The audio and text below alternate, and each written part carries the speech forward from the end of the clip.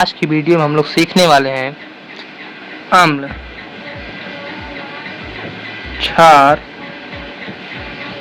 तथा लवण के बारे में। अम्ल, क्षार, लवण किसे कहते हैं, इनके बारे में पूरे डिटेल से आज हम लोग पढ़ने वाले हैं। इसलिए भाई वीडियो आपके लिए 100% की ज़रूरत है। और अगर आप क्लास 9th 10th में से किसी भी क्लास में पढ़ते हो तब तो भाई आपके लिए कह सकते हैं 105% आपके लिए बहुत ज़रूरी है भाई। सबसे पहले मैं आपको बता दूं, आप किसी भी अगर आप यूपी बोर्ड से हो तब तो भाई आप बिल्कुल ही मत छोड़ना, क्योंकि सब 105% की गारंटी है ना भाई।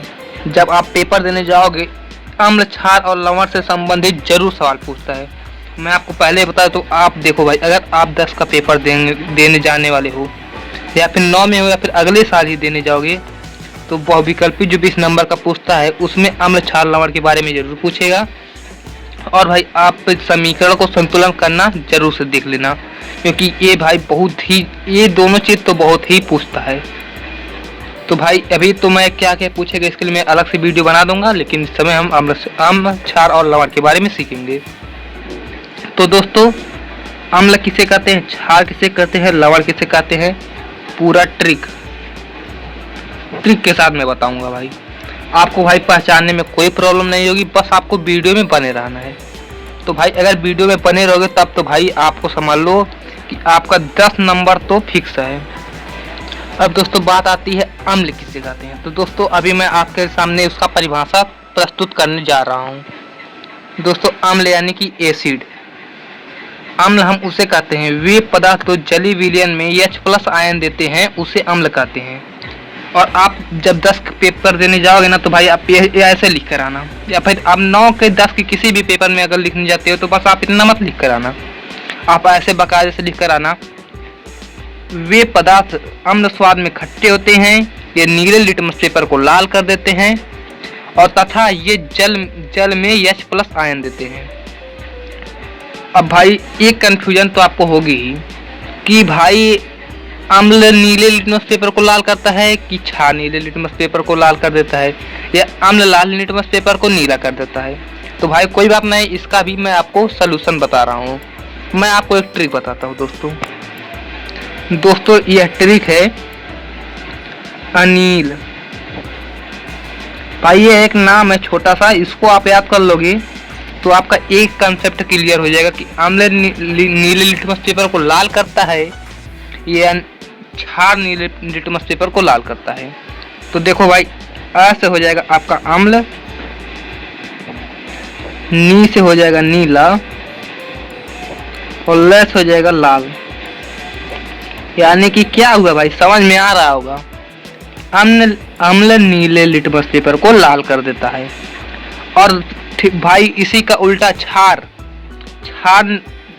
लाल लिटमस पेपर को नीला कर देता है। आप इसको याद रखोगे ना भाई तो आप क्षार को भी अच्छे से याद रख सकते हो। अब भाई चलो परिभाषा की तरफ फिर एक बार चलते हैं। तो दोस्तों हम आ गए अपने परिभाषा वाले पेज पर। आपको मैंने बता ही दिया आपको कैसे लिखना है पेपर में। अब देखो भाई उदाहरण, जैसे कि हम किसे कह सकते हैं, जैसे HCl H2SO4 इसे अम्ल कहते हैं। अब भाई जैसा कि मैंने यहाँ पर परिभाषा में लिखा है ये H+ आयन देते हैं, तो आपको अगर पेपर में लिखोगे तो बस ऐसे लिखकर मत आ जाना, इसको ऐसे लिखना बाकायदा से। जैसे मान लीजिए मैं इसको ले लेता हूँ HCl को, तो यहाँ पर आप देख सकते हैं यहाँ पर HCl को मैंने लिया है। अब HCl में H+ प्लस Cl-, यहाँ पर देखो लिखा है H+ आयन देते हैं। और यहाँ पर आप देख सकते हो H के ऊपर प्लस का चिन्ह है, यानी कि यह H+ आयन दे रहा है और Cl- आयन दे रहा है। अब भाई जो आपको मैं थंबनेल में बता ही दिया हूँ कि मैं बहुत धांसू तरीका बताने वाला हूँ अम्ल और क्षार को पहचानने का। देखो ट्रिक यह है, अभी मैं थोड़ा ये देखो, ट्रिक यह है अम्ल जो मैं बोला हूँ, देखिए यहाँ पर HCl, H2SO4 ये दोनों अम्ल है भाई। लेकिन आप इन दोनों में एक बात ध्यान देना चाहिए आपको, इसके भी शुरुआत में H है, इसके भी शुरुआत में H है। मैं यही कहना ही चाहता हूँ दोस्तों, अम्ल के शुरुआत में हमेशा एच रहता है। कोई भी अम्ल होगा उसके पहले स्थान पर एच जरूर होगा, यानी कि हाइड्रोजन जरूर होगा। यही भाई ट्रिक होती है अम्ल की पहचानने की। अब दोस्तों बात आती है क्षार किसे कहते हैं। इसे पहचानने की ट्रिक इसको हम अपने पेपर में कैसे लेंगे बता रहा हूँ भाई, बाकायदा से बता रहा हूँ। ये देखिए इसे कहते, ये है क्षार का परिभाषा। क्या है? वे पदार्थ जो जलीय विलयन में OH माइनस आयन देते हैं उन्हें क्षार कहते हैं। लेकिन भाई ये आप परिभाषा लिख सकते हैं क्लास 9th में। अगर आप क्लास 9th में हो इतना ही लिख दोगे कोई बात नहीं, हो जाएगा, आपको पूरा नंबर मिलेगा, नंबर नहीं कटेगा। लेकिन भाई अगर आप बोर्ड के पेपर देने वाले हो, अगर आप 10 की परीक्षा देने वाले हो, तब तो भाई इतना लिखने से काम नहीं होने वाला है। क्यों? क्योंकि भाई हमको क्या होता है, हमको जो एग्जामिनर होता है उनको खुश करना रहता है। तो भाई अगर आप इतना छोटा लिखोगे ना तो आप एग्जामिनर समझेगा कि ये बंदा बहुत अधिक जानकार नहीं है, इसलिए आप ऐसे लिखना। वे पदार्थ जो स्वाद में कड़वे होते हैं तथा लाल लिटमस पेपर को नीला कर देते हैं और जलीय विलयन में OH माइनस आयन देते हैं, उन्हें हम क्षार कहते हैं। अगर आप इतना लिख कर आओगे ना भाई, तब भाई समझ लो आपको फुल का फुल नंबर देंगे। और जैसे कि यहाँ पर जैसे लिख कर NaOH को लिख देना, आसान सा उदाहरण दिया हूँ मैं आपको। अब OH माइनस आयन देते हैं तो इसको आपको प्रूफ भी मान लीजिए करने को आ जाए कि इसमें कौन सा धनात्मक है, कौन धन आयन दे रहा है, कौन ऋण आयन दे रहा है। तो देखो NaOH है, हाँ। अब यहाँ पर आप देख सकते हो यहाँ पर Na प्लस आयन दे रहा है और OH माइनस आयन दे रहा है। और अभी आप यहाँ पर देख सकते हो अम्ल वाले में Cl माइनस दे रहा था और यहाँ पर आप देख सकते हो OH माइनस है। तो एक इसको भी पहचानने का मैं आपको ट्रिक बता देता हूँ। कोई भी क्षार होगा, कोई भी A to Z, उसके अंत में OH रहेगा। OH रहेगा तो आप समझ लेगा, अगर उसके अंत में OH है तो आप समझ लो वो क्षार है, और शुरू में अगर OH है तो समझ लो वो अम्ल है। तो भाई उम्मीद करता हूँ ये समझ में आ गया होगा। अगर यहाँ तक समझ में आ गया और वीडियो देख ली भाई तो लाइक जरूर कर दो यार, क्योंकि मैं आपको बता रहा हूँ ना, यहाँ पर अगर 10 की परीक्षा देने वाले तो इससे अच्छा वीडियो आपको नहीं मिलेगा। अब दोस्तों बात करते हैं क्षार किसे कहते हैं। जी हाँ दोस्तों, क्षार किसे कहते हैं, तो चलिए हम ले चलते हैं आपको क्षार की परिभाषा की तरफ। दोस्तों ऐसे क्षार की परिभाषा तो बहुत अधिक पूछता नहीं है, लेकिन तो भाई आपको जानना जरूरी है। क्षार यानी कि साल्ट। अब साल्ट से ही आपको पता चल गया होगा, साल्ट नमक को कहते हैं, यानी कि इसमें नमकीन सा कुछ गुण होगा जरूर। और नमक भी इसका एक उदाहरण है, यानी कि NaCl भी इसका एक उदाहरण है, जो कि मैं देखिए यहाँ पर लिख भी दिया हूँ।